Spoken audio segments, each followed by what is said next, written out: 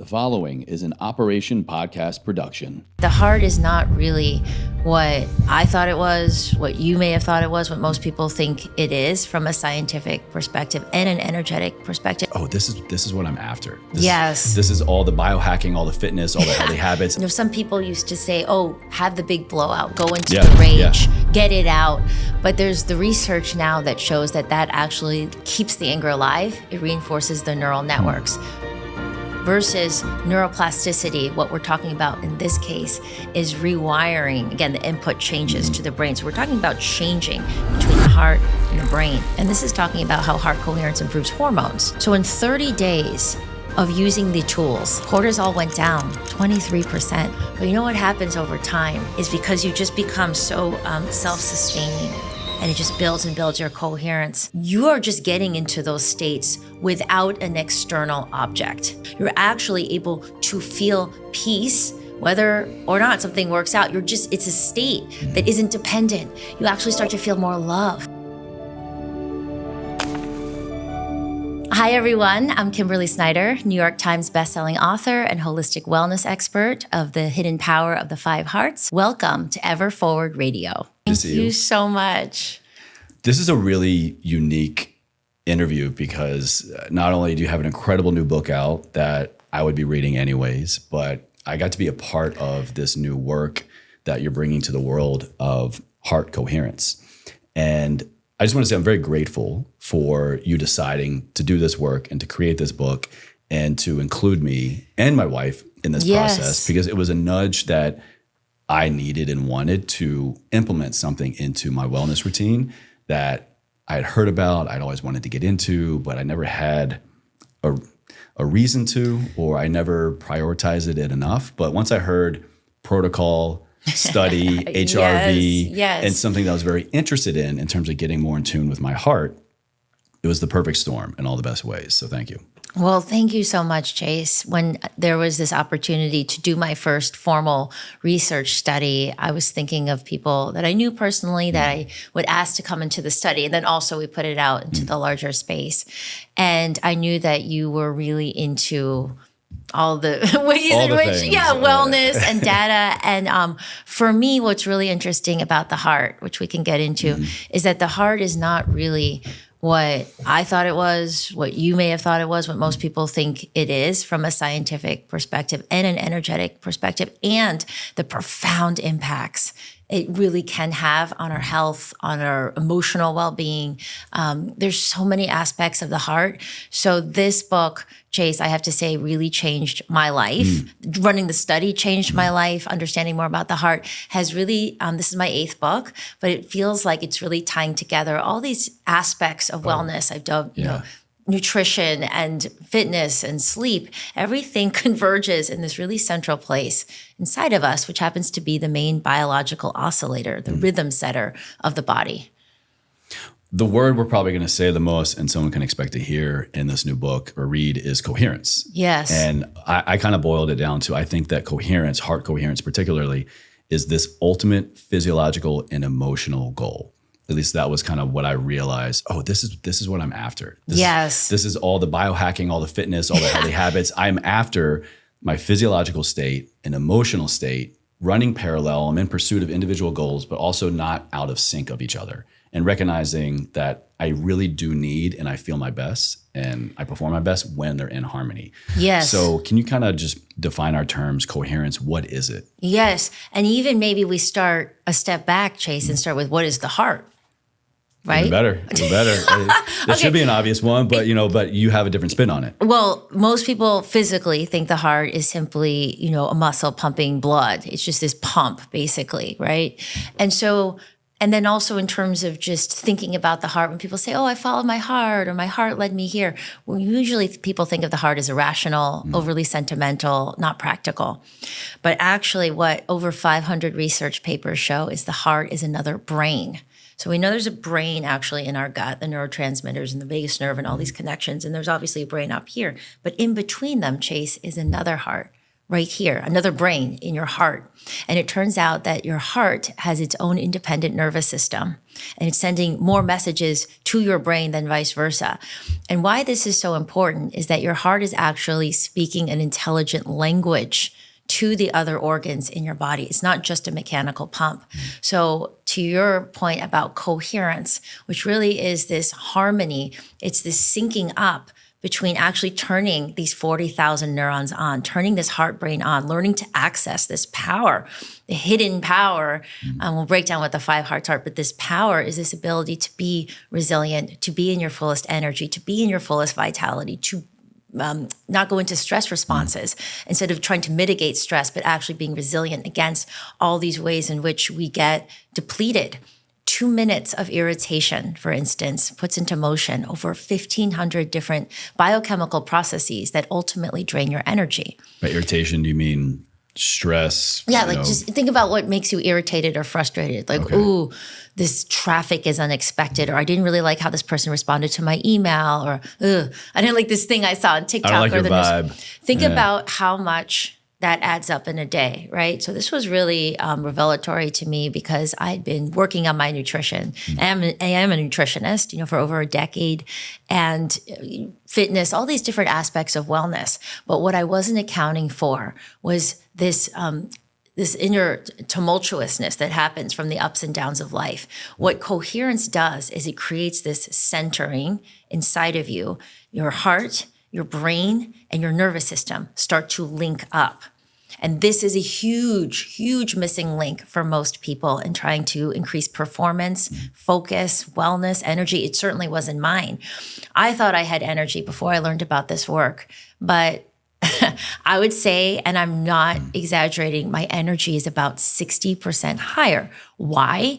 I'm still eating well. I'm doing all the things, but I have this coherence and these tools, these powerful tools I talk about in the book, which keep you from going off into what's called incoherence. So basically what we're really talking, we can keep diving deeper and deeper into this, but when your heart and your brain and your nervous system are synced up, there's that flow state, which so many of us are seeking. There's the clarity. There is the natural improvement in cognitive functioning. There's more focus.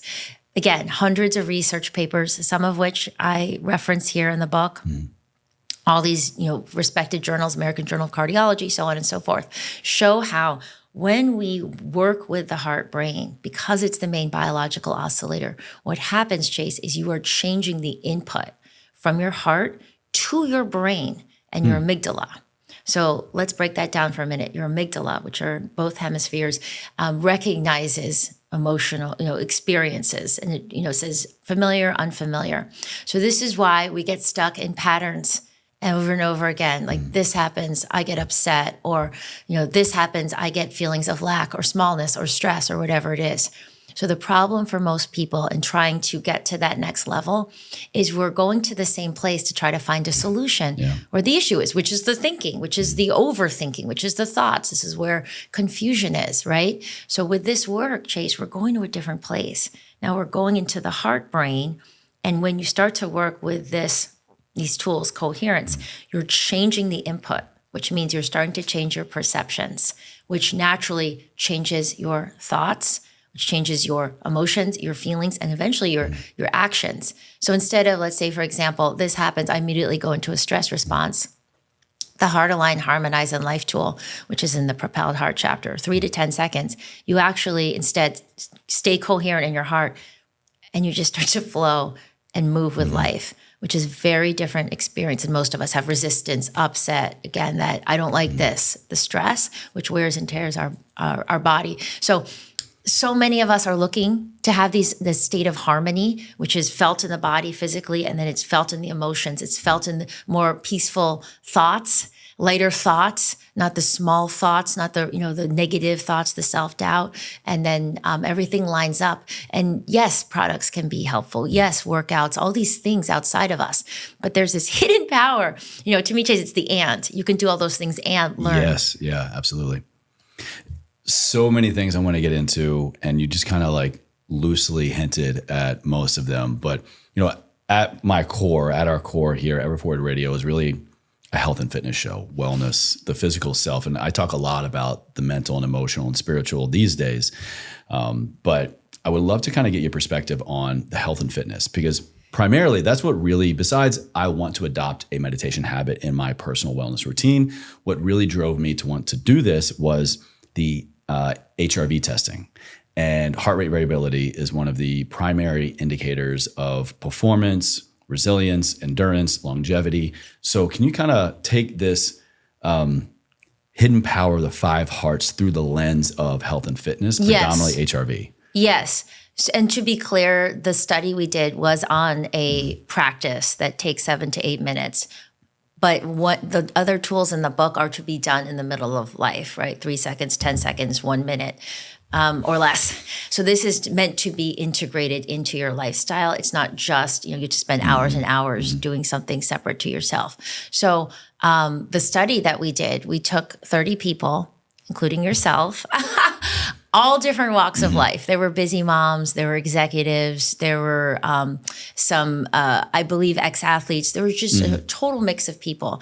And we brought them in and we did the study with the Heart Math Institute, who's been studying heart-brain communication for over 30 years. And we used their professional equipment, which is called the M-Wave Pro.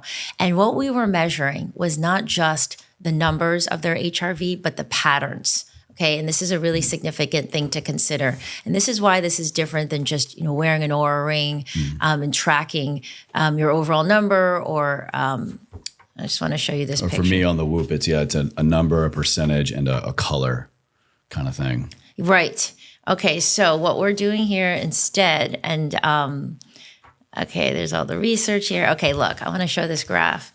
What we were measuring was the actual patterns of what your HRV is looking like. So this is where the psychological becomes the physiological. And this is where instead of just tracking your HRV, we're actually able to train your HRV overall. And what we're talking about here is increasing your coherence capacity, what it's called. So over time, your baseline gets higher and higher and higher. So what we did in this study was, I'll get to this graph in a minute.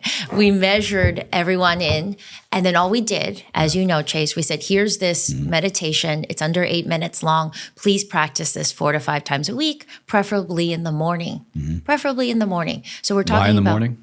Well, so that you're in a more coherent state as you go into your day. Okay. So if you're more coherent, your heart brain's turned on, you are less susceptible to stress. You are more able to be more resilient during your day. And it's great to do at the end of the day too if you have time to reset. But if someone only had time, or for the study, what we required was 1 time a day.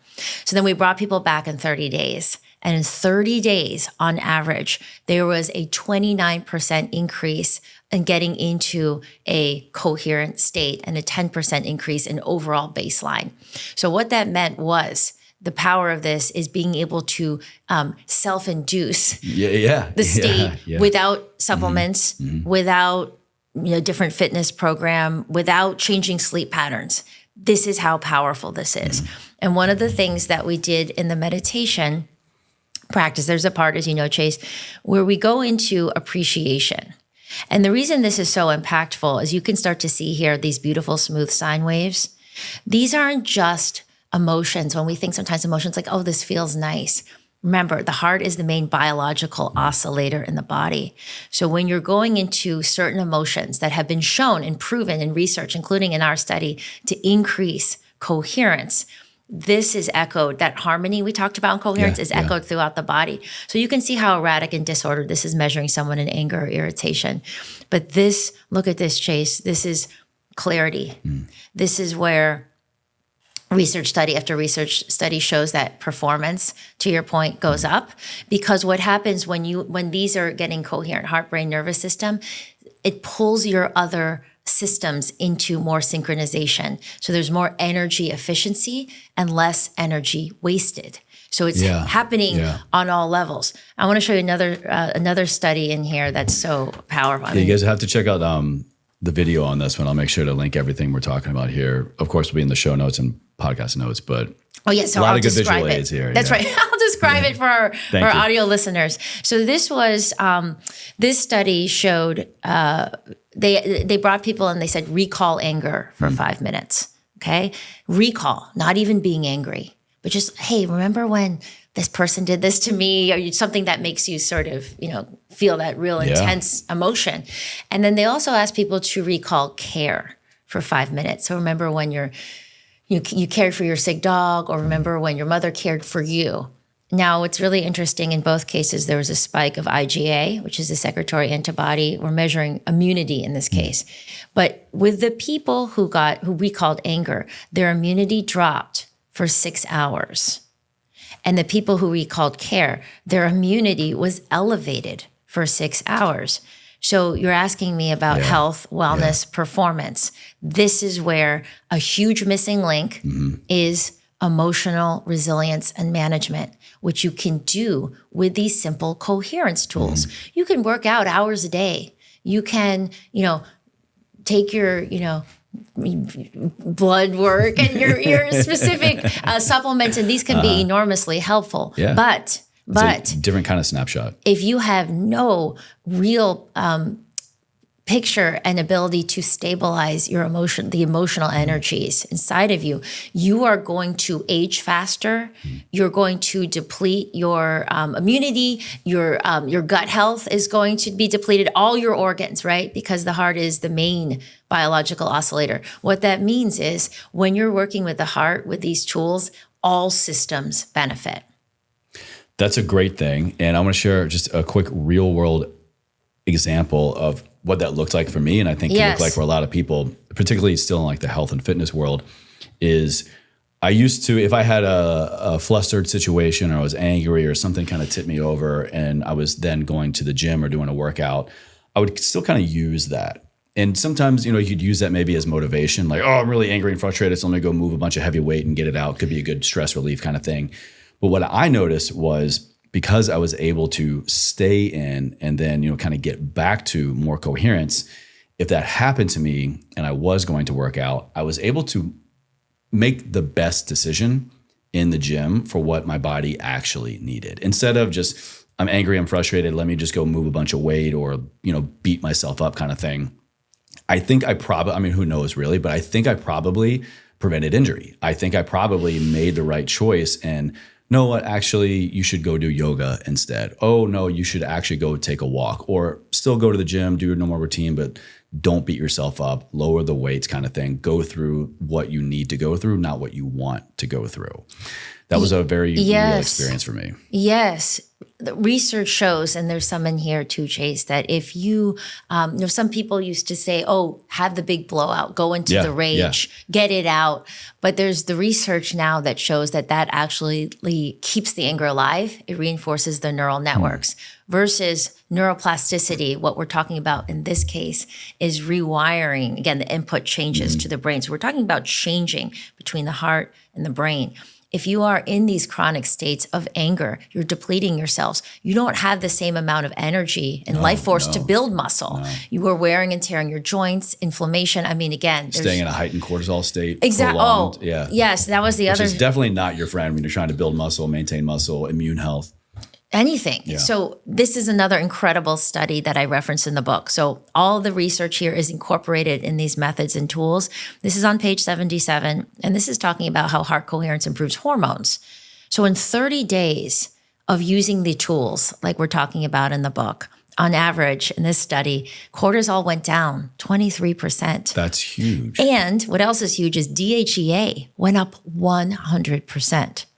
Where else can you get a 100% increase naturally with yourself? With your own self. Yes. Wow. So DHEA, the precursor hormone, so important for vitality, for fertility, right? We're seeing all sorts of fertility issues these days. We know with sperm motility and egg quality, just many things. People are trying to, supplementing with DHEA. I went through it. Yeah. We went through about 1.5 years fertility journey before getting successfully pregnant. Right. Right. So what's really powerful about this, and I say right? Because some people will still supplement, they'll do different things. But how amazing to know that right inside of you is this power. These tools are so simple, Chase. We can go through some of them on the show. And you can actually reduce your cortisol and increase this hormone 100%, and it's measurable, and it's been proven in science and published in journals. So when I started to learn about this science a few years ago, I actually found it when I was researching my last book, which we chatted about. So this would have been back in, 21, 22, back there, 2021, 20. I always think in dates. 21, Yeah, exactly. So I really did a triple take. I was like, what? The heart's another brain, and it has this ability to create coherence and change your thought, like all this incredible science. And then I started quickly going down the rabbit hole, and then I started to quickly say to myself, everybody needs to know this. Truly, I've worked in wellness now for over 14 years, and I'm the one reading all the journals and doing all this. I didn't know about this. The average person does not know. That's why I call it the hidden power. And now the 5 hearts are these 5 heart stages that we all go through to reach this full potential of physical well-being, fitness, emotional well-being, clarity, all these incredible things. Also just being more centered, peaceful, kind, loving. The other qualities that are very much in alignment with coherence, not going into reactivity and anger and inflammatory reactions, which actually deplete us. So there's 5 stages that go from the dark heart to the clear heart. And at every stage, there's the measurable levels of heart-brain communication that keep improving. I want to get into self-sabotage a little bit. This really stood out to me. Again, I'm going to be throwing a lot of my 2 cents in here because I went through your meditation process. And I'm kind of I want to share some realizations I had that I think are relatable to a lot of people. Self-sabotage. I never would have said I'm someone that suffers from or I'm aware of, I always self-sabotage, but I had it all wrong. And I think what I realized by going through this meditation practice was how I was living out of coherence was the new and very obvious presentations of self-sabotage I was experiencing. And what I mean by that was letting my emotions get the better of me and then derailing me from what I actually wanted. Yes. That has to be the ultimate definition of self-sabotage, when you are in your own way or doing or not doing things to prevent you from the life that you want, accomplishing your goals, the state of being, the success, the relationship. And so it was just keeping my healthy habits, business negotiations, maintaining relationships. I recognized the level of friction that I was contributing by being out of coherence. Yes. Do you think people can relate to this aspect of self-sabotage? Well, I think what you're saying is really huge, and this is what we need to understand. Dr. Roland McCready puts it in these terms from a physical health standpoint, and then we can expand it to full life success. Emotions run the show. Emotions run the show. So, for instance, what we're talking about, stress. It's not the bad weather or the job not working out. It's the emotions that we bring in that brings that inner turbulence, which ultimately creates wear and tear, these huge unbridled emotions like the anger and the jealousy and the frustration that really derail our bodies.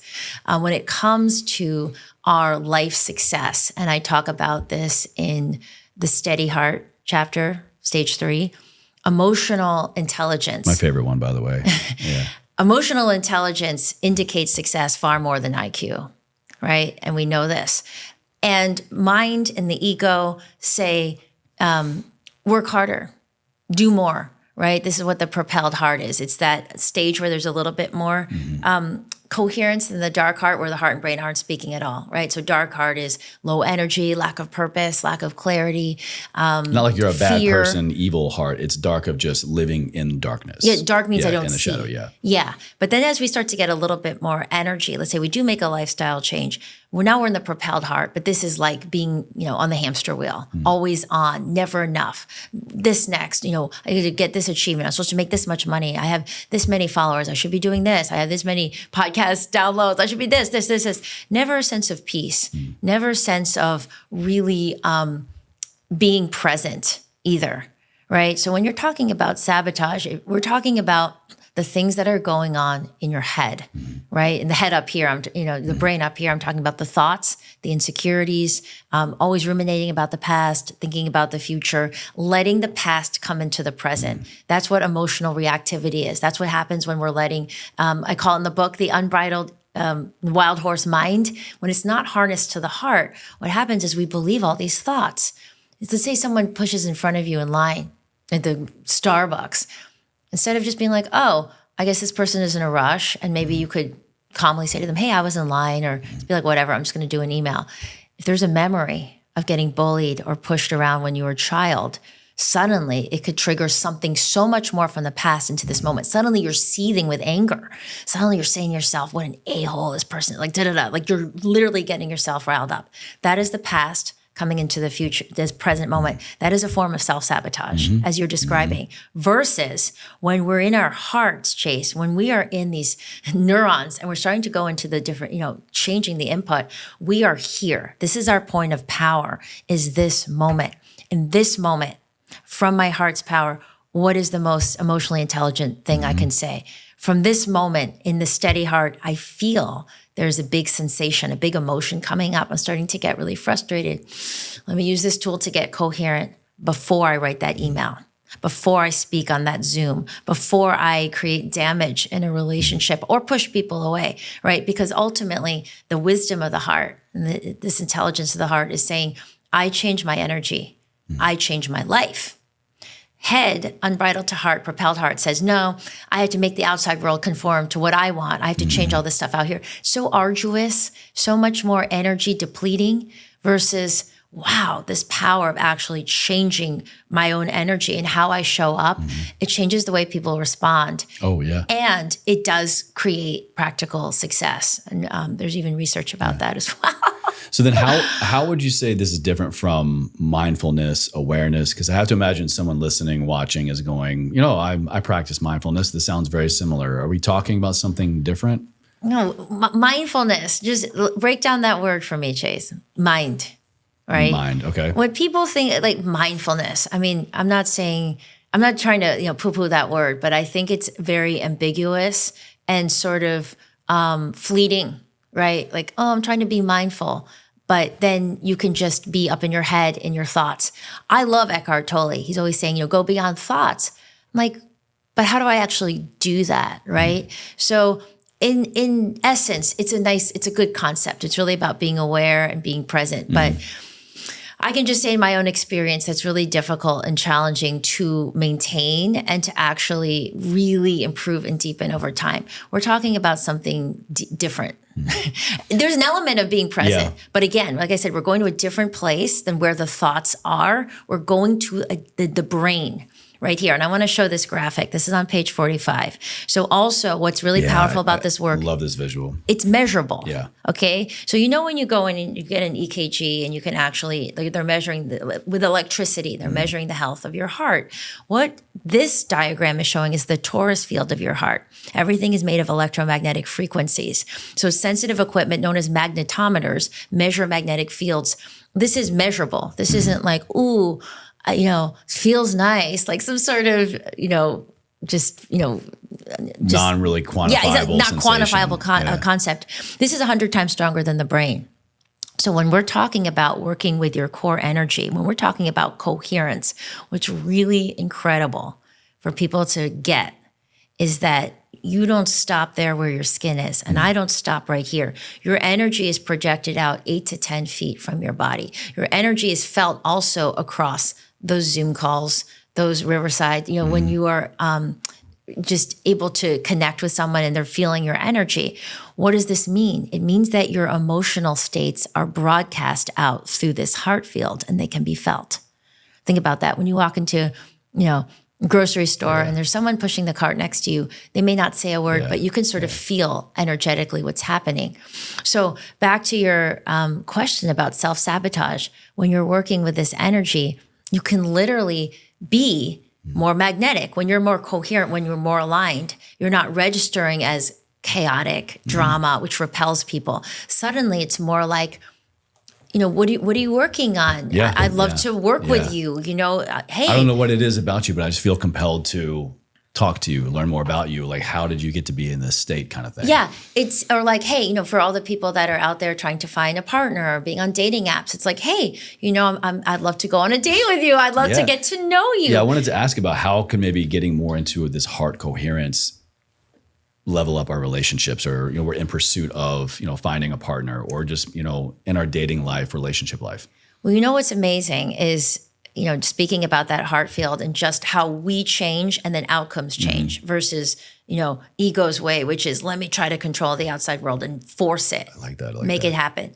We change. So there was 2 women in our study, Chase, and they were both professionals. One of them's a doctor. One of them's a high-level producer. Both of them have been focusing on their career, for a long time. They're in their late 30s, really wanting to start a family, having no success on dating apps. One was 3 weeks, one was within 5 weeks of doing our study, they both found their life partners. No way. No kidding. One of them is engaged. That's good. Is this the one that I know? I'm curious. I don't think so. I won't break protocol. I won't ask, but no. I don't think so. One of them, they were not on the Zooms, and I don't think. Okay. Yeah, but one of them is about to get engaged. They just took an amazing trip to Italy, and she keeps in touch with me, and she shares about this publicly. And we just had a feature in Entertainment Tonight because she was, she works with all these other producers. Amazing. Yeah. So, anyways, the point is, what's amazing is these are people who had been doing the things, the doing, going on the dating apps, doing whatever, we're told to do. But when their energy shifted, then they got measurable differences in outcome, right? For me, I say, wow, my energy's up 60%.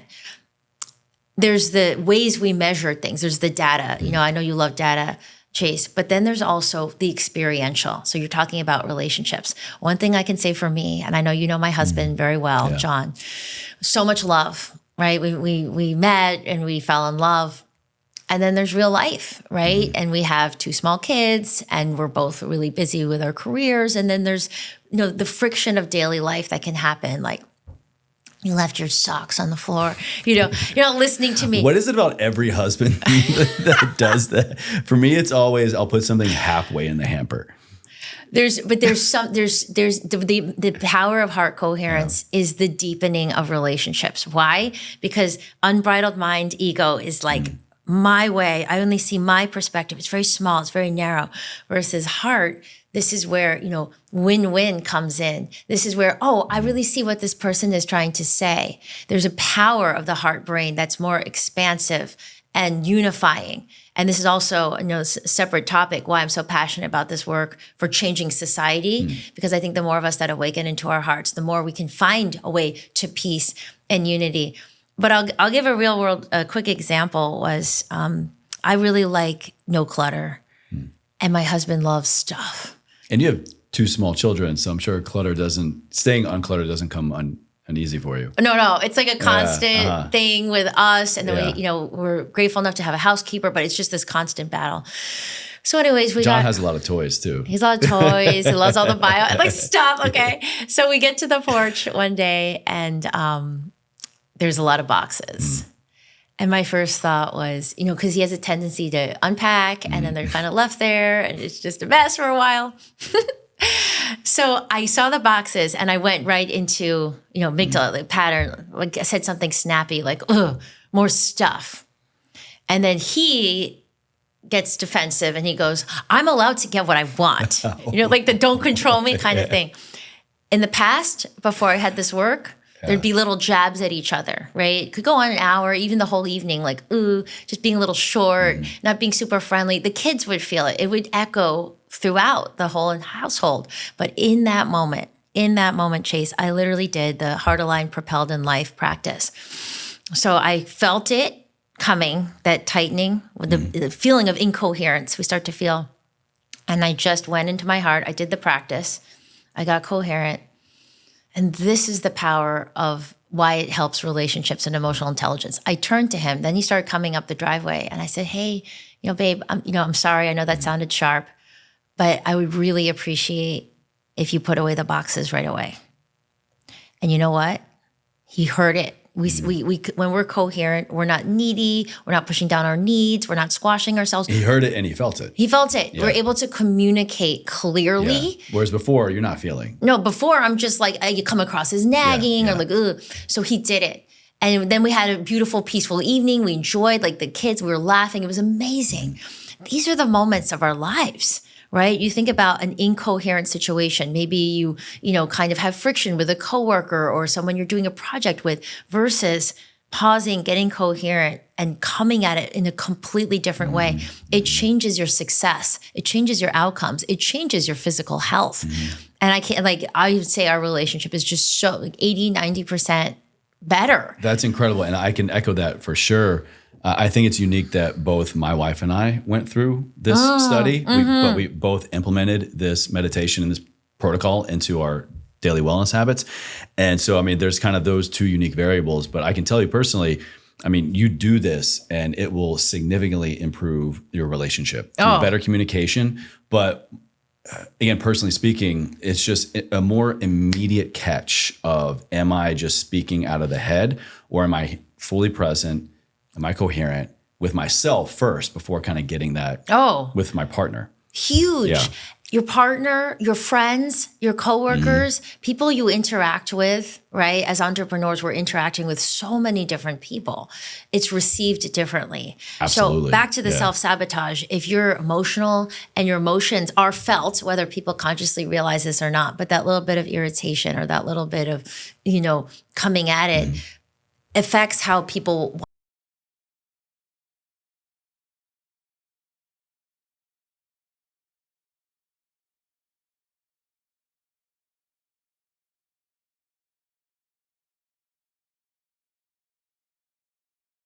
do the other practices, heart aligned steady in life, heart aligned harmonized. There's a forgiveness practice in the devoted heart chapter as well. You do these and then suddenly you're just feeling so centered. And what feels really good to me, it's simple, Chase. It's not like all these narratives. You're in your ego when there's like these big explanations about, trying to prove you're right and trying to back this up versus it's just so clear. I can see how you feel this way, but actually, I feel this or this. So you are expressing your needs, but it's simple and it's grounded and it's, way more powerful. I mentioned earlier when you brought up the steady heart that was my favorite. Yes. And it was my favorite because I think I had spent the most, before we even, connected on this study, I realized that I was in and getting deeper into this steady heart state. I'd probably been in for about like 2 or 3 years. And there was just something so moving to know that what I'm experiencing not only has a feeling, but a physiological benefit as well. So, and enough of me kind of rambling on about my personal favorite, but can you unpack more of the steady heart? What does that state look like? What does it feel like? And I think most people could benefit most from just that one alone. So yes, we'll go into that one. There's a really big shift as we move to that stage 3. And I also want to say, Chase, that it's fluid, right? So we may be in the steady heart most of the time, but it's important to understand all the heart stages because there could be a trigger or you see something on the news or something happens that brings you to that moment of fear, the dark heart energy. And so what the tools are is that it allows you to get out faster when you're in there and you're not in those lower stages as much. But like we said, dark heart, incoherence, lots of fear, overwhelm, overthinking. Coherence builds a little bit. So you get into propelled heart, but there's so much external orientation. What do people think of me? Do they like me? What do I look like in social media? Am I successful enough? Rigid life plans. So propelled heart is a lot of burnout, always on, insomnia, caffeine overdrive, inflammation. Steady heart is where coherence builds even more. Now there's a real heart-brain communication starting to happen, and it can be measured in the HRV patterns. And what happens in the steady heart is you become so much more literally steady, resilient in yourself, resilient in terms of safety and security comes from inside of you. Validation, self-worth. So you may say, I would love for this project to work out, or I'd love to, do this business with you or whatever it is, but without the neediness. Remember the heart field, this, oh my gosh, if I'm not in a relationship, I'm such a loser. Like this neediness that actually repels. Steadiness is very magnetic. Steadiness is very rejuvenative. Steadiness, because you're not constantly going into a stress response, means your body, your muscles, your energy, your digestion starts to build in a much higher way. Remember the DHEA, 100% increase, more vitality. Attachments are the opposite of steadiness, right? Attachment means I need this to work out. I need you to agree with my opinion. We've gotten to the battles with people, whether it's about a nutritional protocol or political opinion or whatever it is, like this needing people you just need other people. So what's amazing, this self-reliance that happens in the steady heart allows you to be your own anchor as you move through. And there are tremendous health and wellness increases. But especially, and there's still 2 more stages. I love your business aspect, because for me, after going through this, the direct effect was my immediate ability to, when something did not work out, it wasn't even like a thought. I just went, okay. Exactly. Whereas before, I would get stuck. I would dwell on it. I would try to like go back and fix things that there wasn't even a problem. It's just, look, it wasn't meant to be. It was a bad deal. They're not your client. This isn't your project, kind of thing. Now, if it doesn't work out, after I know, because I act and I build my business and I, work accordingly out of Coherence now. Yes. I have utmost confidence and belief that if after that it didn't work out, okay. Exactly. I did nothing wrong. The peace that comes from that. Propelled heart says rejection. Oh my gosh, I'm not good enough. The self-esteem, the self-doubt. Let me lower my value, the lower my price point. insecurities. Yeah, like, oh, there's something wrong with me. I'm not as good. You start to get into these low thoughts, the lack, right? Steady heart says, oh, this door isn't opening right now. I'll go this door. Like, I'm going to flow. I'm going to, just go my way. And it's not personal. Right. Yes. It is non-personal. Yeah. So that's the other thing about the heart. Things get more non-personal, and even the really amazing things. So I'll give you an example. When we're doing that appreciation practice in the heart aligned, at first, we were self-generating that feeling of appreciation. So you recall someone. Yeah, you had us go back to a moment. Something of you deep love. appreciation. Yeah, like a loved one, a sunset that you saw, whatever it is. But you know what happens over time is, because you just become so self-sustaining, and it just builds and builds your coherence, you are just getting into those states without an external object, right? And this is where the spirituality, the Vedic teachings really come in, right? Because there's this idea that we need this to feel love. You need partnership. Even the most amazing things, your family, the circles around you.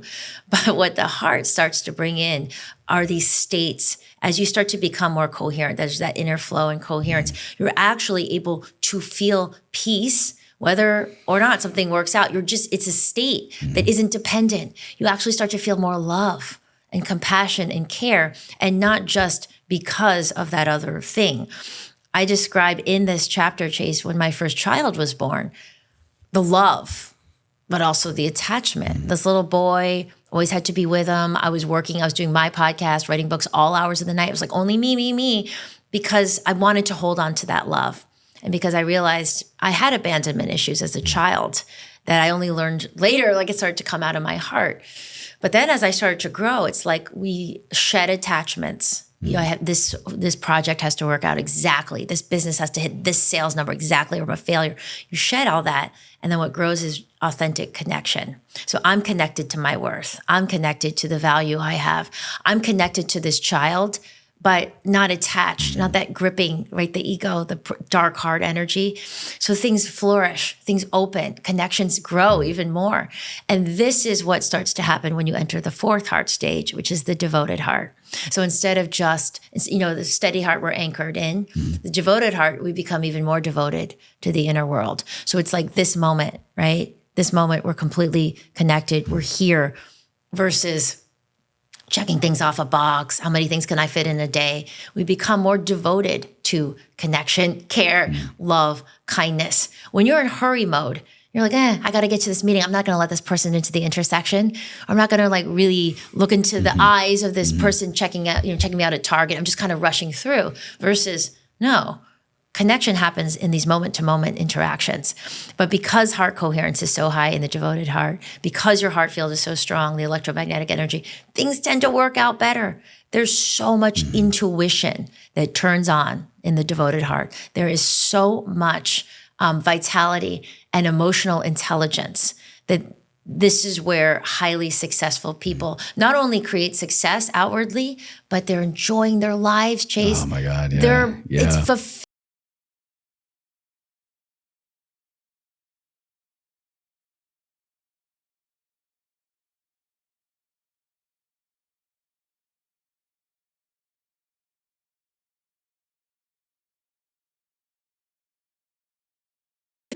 Imagine having a tool that takes just minutes a day and you can access at the snap of a finger and helps you get into a place to where you not only know why you are doing what you do, but you actually care about it.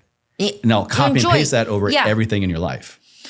I mean, I will say, okay, let's talk about the clear heart for a minute. Okay, so there's another heart stage. And it sounds like, oh, the fifth heart stage, but we dip in and out. So this is where, think about clear, like water. You're clear. It's more transparent. No heart is better than any other heart, Chase, but it means you're more clear. So when you're clear, what are you clear of? Think about the dark heart, density, all the old reactivity, all the wounds, all the patterns, all the ways you're still playing out the past. So when you get into this heart stage, it's like the moments where you're, doing the dishes and you're just sort of peaceful and kind of staring off into space, or you're looking into a loved one's eyes, right? This is where your heart starts to meld with the universal, right? In yoga, you call this samadhi, oneness. You're one with our brothers and sisters. When we're in this space, you're synced up in a way. And so this is where incredible synchronicities happen. So I told you this story. I'll share it with our listeners quickly about Deepak. The New York story. Yeah, I was walking down the street in the clear heart, and I had reviewed my third book, but I felt like I was meant to do something more with him. Now, propelled heart will say, hey, make it happen, go through agents, go to his conferences, stalk him outside, how do we make this happen? Attack, basically. Yeah, just push. So I felt it, and it felt like a truth to me. And I was just kind of in non-thinking mode. When I got to Union Square Park, I was meant to go diagonally to the East Village where my meeting was. And something in me, the clarity of coherence, this inner guidance, also comes from your gut and your heart-gut unit, which is another practice in the book, said, go to the right, go to the west. And I ran into Deepak on the street. Come on. Every time I hear this story, it's crazy. God. Yeah. And I said to him, because I was so clear, there wasn't this meek, oh gosh, who am I to talk to him? Or I don't want to bother him, or fawning. It was just clear. It was like this, Chase. Yeah. Deepak, it's me, Kimberly. You just reviewed my book. Like this, no better than, worse than, no, and stories so clear. And then people respond to you clearly. He said, oh, Kimberly, great. Here's my cell phone. We met in a coffee shop a few weeks later for 2 hours. Hold on. Deepak Chopra doesn't just meet people in the middle of New York City and just hand out his phone number. There's an energy that we bring when we're coherent. You showed up. Yeah, there's not needy, not trying to get something, not chaotic, just really clear. And this is the level we can all rise to in our bodies, in our physical health, in our emotional resilience. So clear, Chase, but it's simple. Just hey, it's me. So we met, and in 2 hours, we decided to write a book. I think I have the napkin somewhere. We wrote it on a napkin, Radical Beauty, published it, became a New York Times bestseller. These are the ways, and again, the heart is nonlinear. I tell this story because mind says, pedal to the metal. You're not going to look the way you're going to look. You're not going to have that successful entrepreneur business unless you put in the 20-hour days or whatever it is. Heart says, there's a more easeful way. There's a way of working with the core energy that changes your hormones. Like we just said, changes your immunity, changes your vitality, changes your emotional intelligence. It changes not how you perceive life, but how people perceive you. And this is the superhighway to success. This brings me to a point, kind of a realization I had after this work and checking out more of the book. And I think it's that a lot of us struggle in our own lives because of the change we are consciously and or unconsciously trying to stimulate in others. We begin to adopt healthy habits, for example, and it transforms our life. I feel great. I'm looking better. My biomarkers have improved. And I think it's very fair for a lot of people I want that for my wife. I want that for my family. I want that for my coworkers, friends. But what we're really doing there is we're trying to change other people. We're trying to change other people, and it's for good reasons, right? But what this also did for me was it mirrored that of in small little ways, how even though through the lens of this is good for you, objectively, this can improve health, I'm trying to change other people. And if we really want that lasting change, if we really I want my family to get on board with these health practices. I want my team to get on board with just this level of awareness and mindfulness so we all, rising tide raises all ships kind of thing. the best thing I can do is to stop trying to push that out on other people and just be in coherence with myself and to live and act accordingly. And then you become magnetic. Everybody just they can't help themselves and go, what are you doing? What are you on? What are you taking? Like, how do I get like that? And it just, exactly. it works. It works. Well, that's the difference between embodiment and, again, propelled heart, pushing way, right? Even virtue of saying this is good for you is saying I have an opinion and this is what I'm going to force on you, because ultimately, who knows if it's good for them, right? We could say, I follow a completely opposite diet to my husband. My diet really works for me. I've been eating this way for 14 years. My husband's diet seems to work for him. So when we got together, there was a similar thing where I was like, wow, I really think you could use more fiber. You could do this or that. And yes, when he's ready and is he, there's suggestions, there's things I could say, but there's a difference between pushing versus sharing from this connected place, and also recognizing the spiritual truth. All hearts are equal, the Paramahansa Yogananda says. So what that means is we are all on our own journeys. People are growing, things come up for people where they need to learn and adapt, and we're not to take people's lessons away. We can share, we can embody, but we can never force. Yeah. And when we do force, it starts to, like anything else, forcing the body, forcing the thoughts, fake forced positive thinking. It ultimately creates decay because it's not natural. It's not natural. So let's say the example of, and Deepak says this as well. He says you won't stay in a situation for long that is ultimately unnatural. So let's talk about the fake forced positive thinking for a minute, right? There's a lot of motivational programs out there that are like, be positive. And so again, there's different situations, but if you're always trying to be positive on top of layers of these other big emotions or things that you're going through, you're not actually present to what is. You're not actually learning tools to emotionally, healthily digest those emotions, which is what heart coherence does. It's not saying I don't feel anger, but what it's saying is you don't go into the anger. Like the heart aligned steady in life, you actually allow these energies to go through you. Then you get coherent again. The fake stuff is just pretending it's not there. So you actually increase disconnection. You can actually create physical illness because there's so much you're trying to hold together. These are the people that are zoning out every night to screens or weed or wine or whatever it is, because there's just so much in there unprocessed. That is not the healthy way, right? So what I'm saying is we are so present with the heart. The heart's power can metabolize and digest all these things. So it's not fake. It's not forced. You actually get coherent, and then your thoughts change. Yeah. And you've kind of touched on this a little bit, but for me, it also mirrored a lot of areas where ego was still staying front row and centered, and ego mixed with, just I was trying to make something happen, not from an egotistical point of view, but just because I thought this was what needs to happen.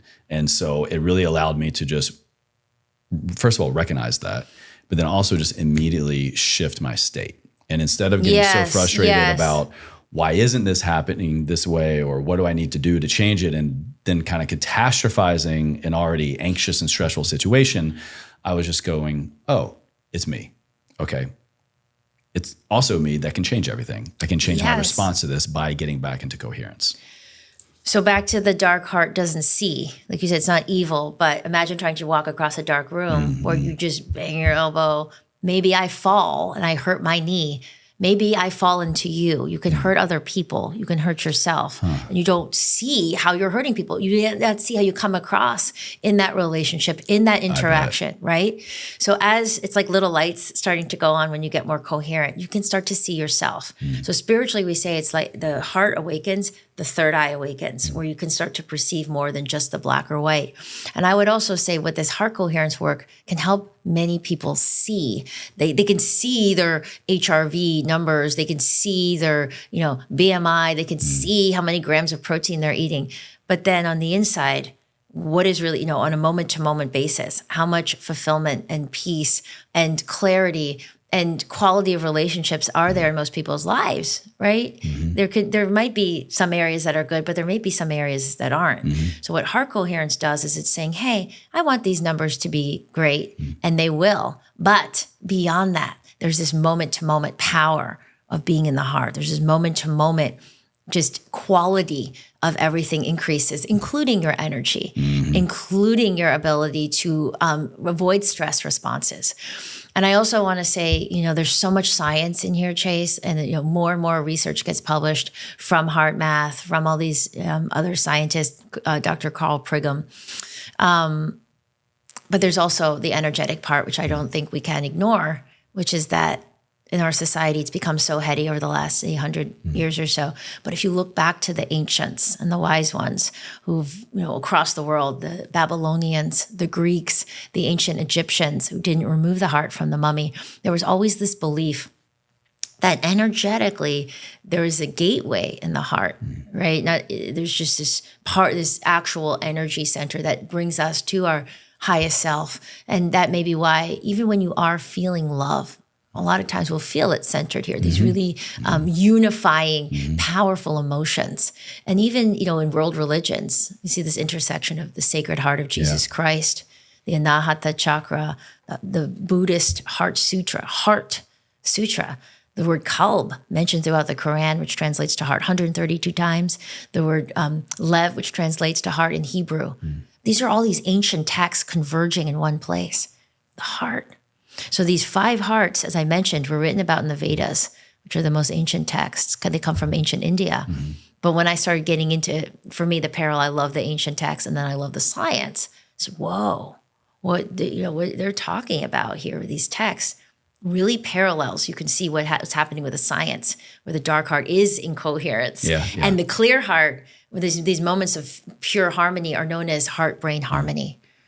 Now, is this something that anyone can just do by getting still, adopting any meditation practice? No. We had a particular one. Okay, no. I have to ask the question. No, thank you, Jason. What is the protocol? What is the process? This is specific. This is like, sometimes people say to me, oh, well, following my heart, man, like I tried something, it didn't work out. I guess that wasn't my heart. That is not what we are talking about. We are talking about practical wisdom, science, scientific teachings to get you from A to B to C to D to E.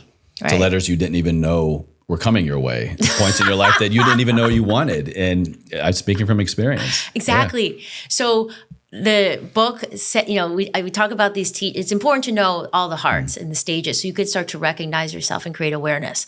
The baseline is doing the heart aligned meditation 4 to 5 times a week, if you can, and which is only it was 8 minutes, right? Yeah, less than 8 minutes, and then learning the practices that you do in the middle of life, like keep calling out the heart aligned harmonize, heart aligned steady in life. And then in other moments you would do, or when you feel called to it, as you get through some of the preliminary stages, it's like pulling more surface thorns out.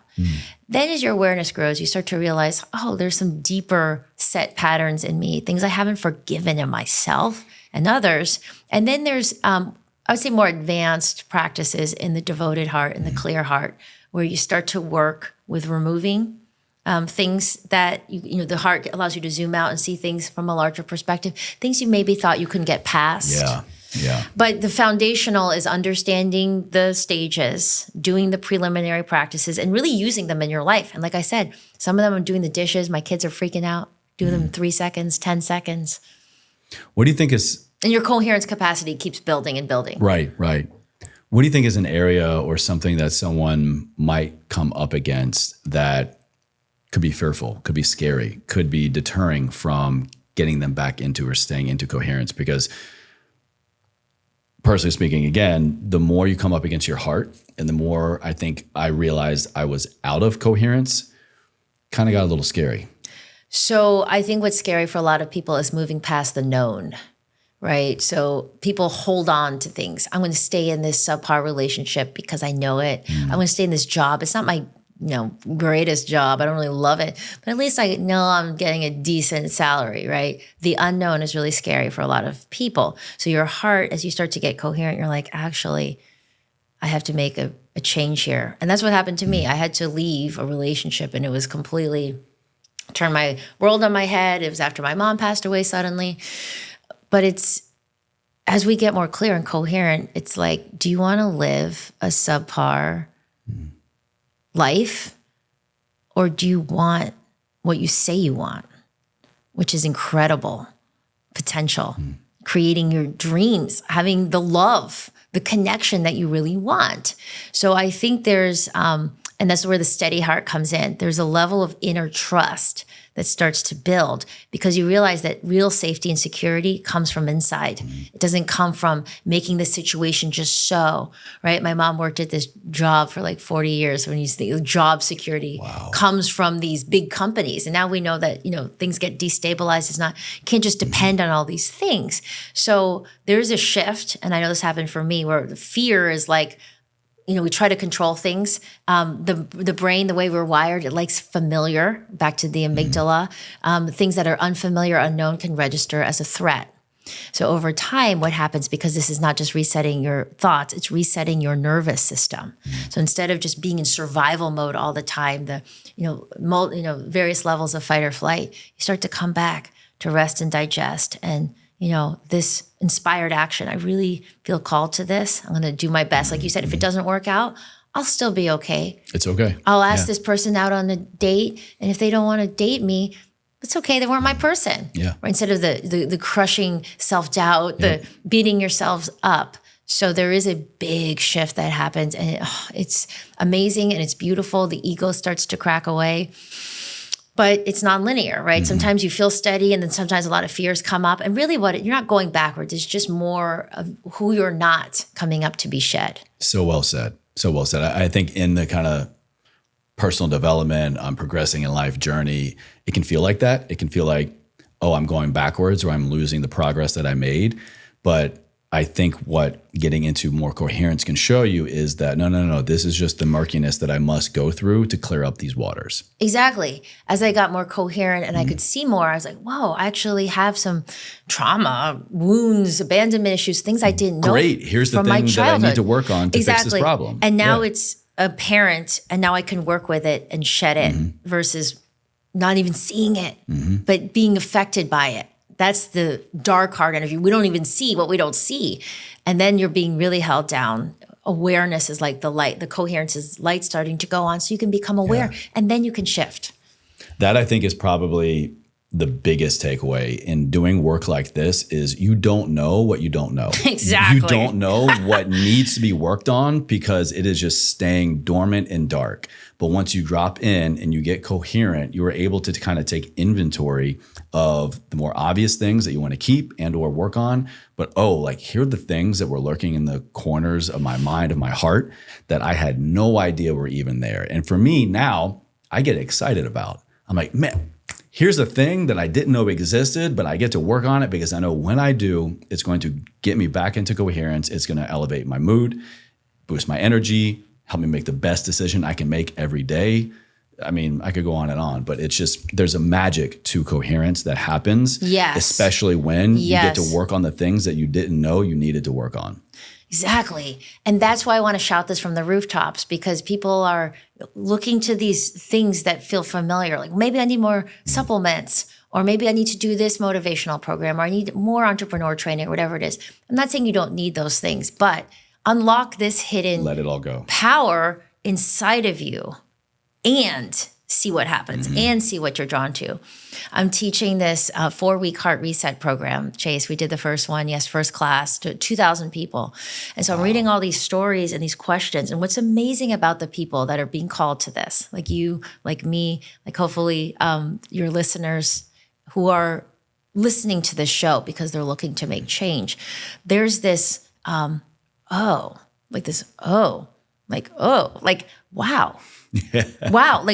That's so well said. This pattern. Yeah. Like I could, same thing with me. I could see where it come across to my husband, John, like he may feel like it is a little naggy. We're like, I'm not naggy. You're the one with the clutter versus, the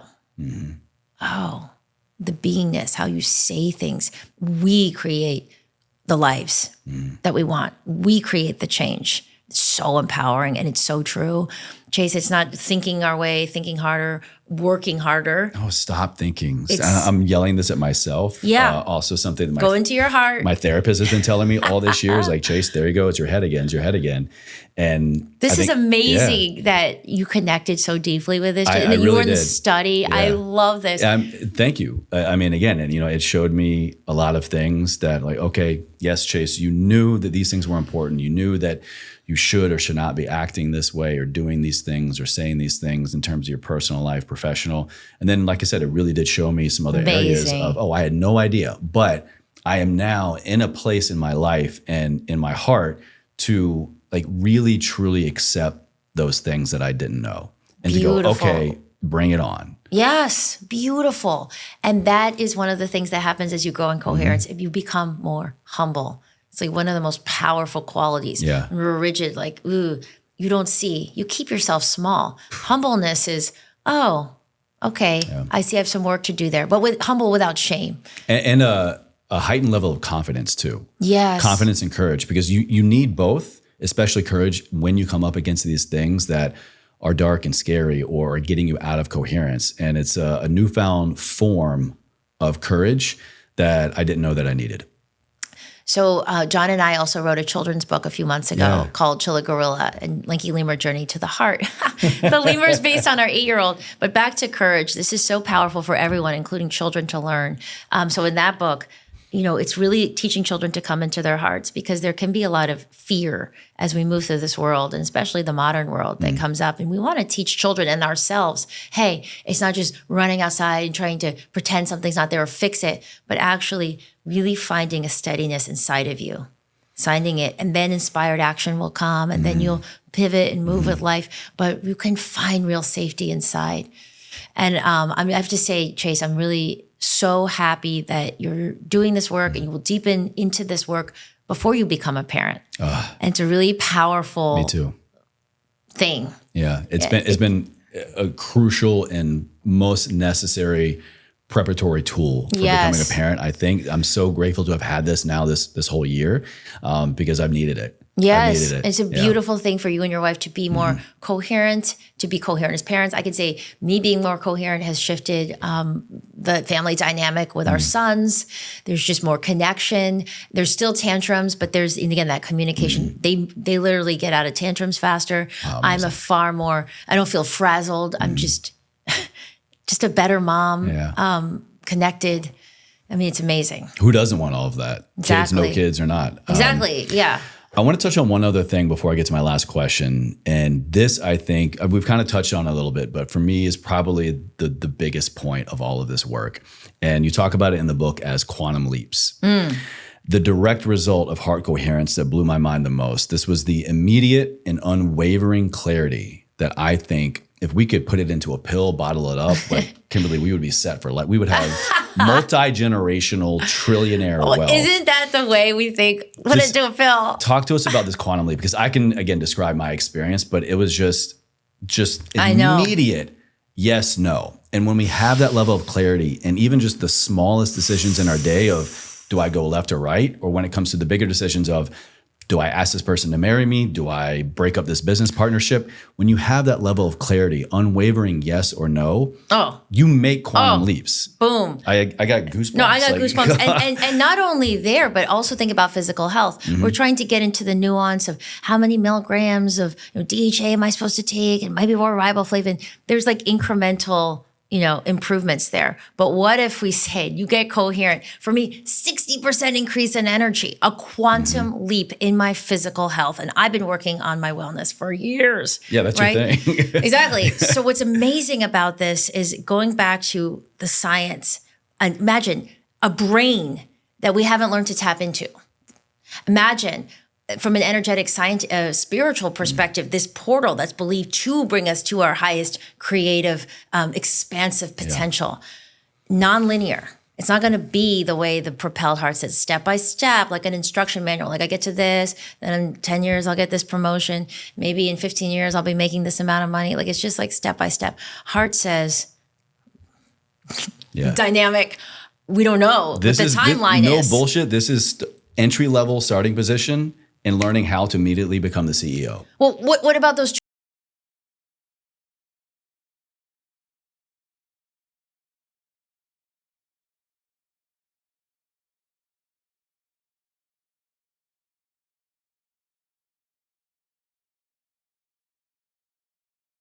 not dulling down what we want, but saying, I changed me. Yeah, I want a family. I want a partner. I want higher health. I want it.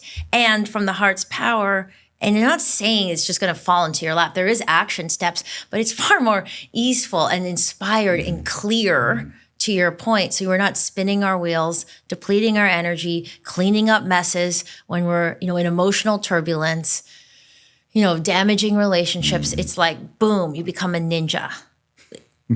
Energy is focused. I'm serious. You are, yeah. And you become like, when you walk into a room, like those, I want to say Jason Bourne, because he was always kind of noticing bad things, but you come in, you perceive so much more. You see the matrix. You see exactly what see, is. And then you can also see solutions that you couldn't have seen before. You have creative ideas because coherence means, again, like there's this inner alignment to your higher creative faculties and your potential.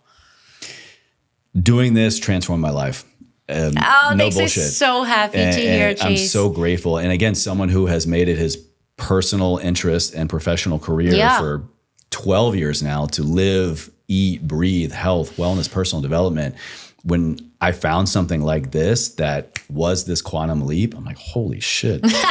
I wish I knew about this, years ago kind of thing. Well, thank you so much for supporting this message and my mission, which is to awaken more heart and health on the planet, and being in the study and just being open, Chase. Really, I just appreciate you so much. Well, again, thank you for doing this. Thank you for your commitment to this type of work and putting out amazing books like this. If you guys want to check out The Hidden Power of the Five Hearts, I'll have it in the show notes. I'm going to do a giveaway. Kimberly was so grateful to bring a couple extra copies, and I have another one too, actually, from your book launch. So I'll, what am I going to do here? I'll sign them. Ooh, all right. All right. So if you want a signed copy of The Hidden Power of the Five Hearts, I will put details on how to do that in the video description box and podcast show notes. Amazing. Right? So I get to ask you this question again. What does living a life ever forward mean to you? How do you define those two words, ever forward? So I think we live in the eternal wisdom more and more of our hearts, and that moves us forward into the most aligned, effective, incredible, expansive ways. So to be ever forward in your highest potential is to be ever in your heart.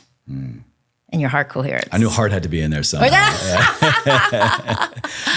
Well, thank you, Kimberly. This was a pleasure. Great to have you back. If you guys want to learn more about Kimberly's work, her world, and her last book as well, I think it was 2 years ago now. I'll link it. I forget the episode number, but she's a repeat guest. Always welcome on the show. That'll be down in the show notes for you guys as well. Check it out.